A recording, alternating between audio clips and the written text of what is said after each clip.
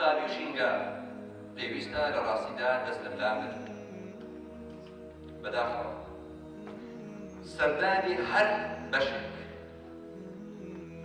هەر کۆلێژێک لە بەش و کۆلێژەکانی کوردستان کرا بە دەگمەن دەبینی کەوا بنیشت و چپلێتی فڕەدراوە لە پێ نەکەوت بێت و پەڵەی ڕەش نەبێت لەسەر کاشێکە.